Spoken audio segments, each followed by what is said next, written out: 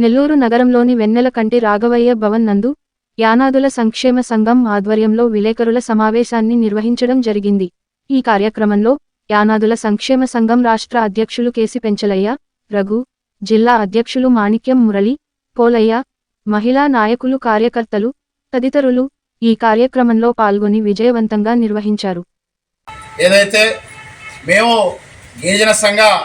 నేను గిరిజన సంఘ రాష్ట్ర అధ్యక్షుడిగా ఏదైతే సోషల్ వెల్ఫేర్ డిపార్ట్మెంట్లో నెల్లూరు జిల్లాలో ఎంతమంది అవుట్సోర్సింగ్ ఉద్యోగులు పనిచేస్తున్నారు, ఎంతమంది కాంట్రాక్ట్ ఉద్యోగులు పనిచేస్తున్నారు, ఆ యొక్క నియామకంలో రూల్ ఆఫ్ రిజర్వేషన్ పాటించారా లేదా, ఎప్పుడు నోటిఫికేషన్ ఇచ్చారు, ఏ ప్రాతిపదికన ఉద్యోగాలను భర్తీ చేశారు, అందుకు సంబంధించినటువంటి వివరాలు ఇవ్వాలని చెప్పి నేను సోషల్ వెల్ఫేర్ కార్యాలయ డిడి పౌర సమాచార అధికారిని ఆర్టీఐ కింద సమాచారం కోరాను.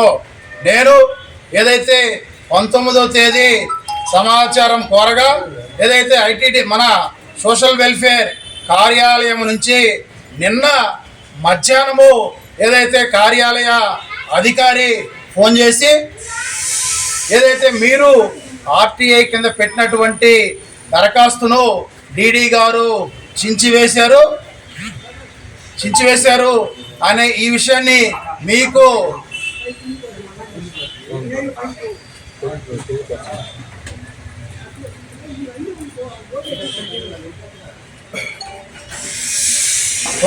సోషల్ వెల్ఫేర్ కార్యాలయ అధికారి నిన్న ఫోన్ చేసి ఏదైతే మీరు ఆర్టీఐ కింద చేసినటువంటి దరఖాస్తును సోషల్ వెల్ఫేర్ డీడీ గారు చించివేశారు, ఆ యొక్క సమాచారాన్ని మీకు చెప్పమని చెప్పారు అని చెప్పి ఫోన్లో ఏదైతే సోషల్ వెల్ఫేర్ అధికారి మమ్మల్ని బెదిరించారు. దీనిని మేము తీవ్రంగా ఖండిస్తూ ఉన్నాం.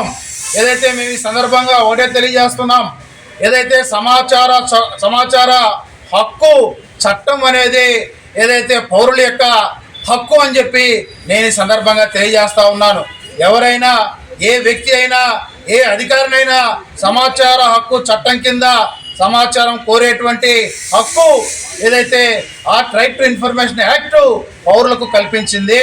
అయితే ఏదైతే సోషల్ వెల్ఫేర్ డీడీ ఈ యొక్క సమాచార హక్కు చట్టాన్ని పరిహాసం చేస్తూ ఏదైతే సమాచార హక్కు ఆ చట్టాన్ని ఉల్లంఘిస్తూ ఏదైతే ఆర్టీఐ దరఖాస్తుదారులను బెదిరిస్తూ ఉన్నాడో దీనిని మేము తీవ్రంగా ఖండిస్తూ ఉన్నాం. ఏదైతే సోషల్ వెల్ఫేర్ డీడీ బెదిరింపుల మీద, ఆయన కార్యాలయ అధికారి ద్వారా బెదిరింపుల మీద మేము ఏదైతే సమాచార హక్కు చట్టం గౌరవ కమిషనర్ గారికి ఫిర్యాదు చేయబోతా ఉన్నాం, అలాగే జిల్లా కలెక్టర్ గారికి ఫిర్యాదు చేయబోతా ఉన్నాం.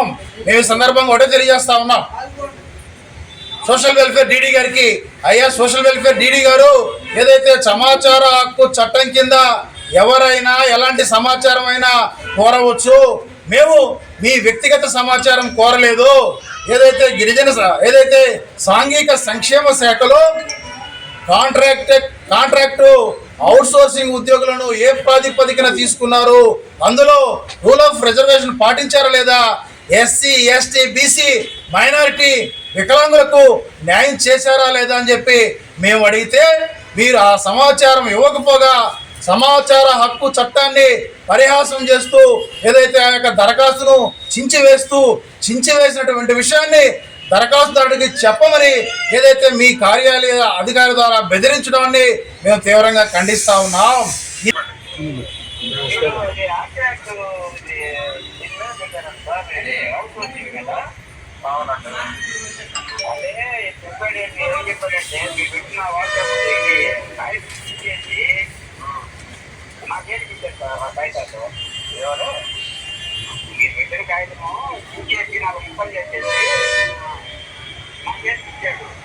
నేనేం చెప్పాను, ఏమంటున్నాడంటే ఒక డిపార్ట్మెంటే దొరికింది, అన్ని డిపార్ట్మెంట్లు పెట్టాలి కదని నేను చెప్పండి అక్కడికి ఆయన ఫోన్ చేయమను. ఆయన పెద్ద ఐఏఎస్ కాదు, ఆయన ప్రైమ్ మినిస్టర్ ఆఫ్ ఇండియా కాదు ఆయన. నాకేంది ఆయన చెప్పేది, రాజ్యాంగం చెప్పండి. ఎవరుకున్నాడు అసలు బెదిరిస్తున్నాడా మమ్మల్ని? ఈ ద్వారా మమ్మల్ని బెదిరిస్తున్నాడా? ఆర్టీఐ పెడితే బెదిరిస్తారా? సంక్షేమ శాఖ అధికారుల పనితీరు సక్రమంగా లేదు. ఎందుకంటే మేము డివిఎంసీ మెంబర్గా ఉన్నప్పుడు, డివిఎంసీ మెంబర్ కమిటీగా ఉన్నప్పుడు మాకు జిల్లాలో జరిగే మూడు నెలలకు ఒకసారి రివ్యూలో మేము ప్రత్యేకంగా సాంఘిక సంక్షేమ శాఖ ఇచ్చినటువంటి గతంలో 5 సంవత్సరాల క్రితం నుంచి నోటిఫికేషన్ ఇస్తుంది. బ్యాక్లాగ్ పోస్టులకు సంబంధించిన విషయాన్ని మేము కూడా అక్కడ చర్చించడం జరిగింది. అయితే ఈ బ్యాక్లాగ్ పోస్టులన్నీ కూడా భర్తీ చేయాల్సినటువంటి బాధ్యత డీడీ గారి మీద, కలెక్టర్ గారి మీద ఉంది. ఇక్కడ ఉన్నటువంటి దాదాపుగా మాకున్నటువంటి ఇన్ఫర్మేషన్ ఏంటంటే ఎలాంటి నోటిఫికేషన్ లేకుండా, పత్రికా ప్రకటన లేకుండా వందలాది ఉద్యోగాలని ఎలా రిక్రూట్ చేశారనే దాని మీద ఖచ్చితంగా మేము ప్రశ్నిస్తున్నాము. ఇదంతా కూడా ఎంతోమంది నిరుద్యోగస్తులు, ఎస్సీ, ఎస్టీ, బీసీ, ముస్లిం మైనారిటీ వర్గాలు కావచ్చు, అదేవిధంగా వికలాంగులు కావచ్చు, ఎక్స్ మిలిటరీ వారు కూడా ఇందులో రోస్టర్ పాయింట్లు పొందుపరుచుంటారు.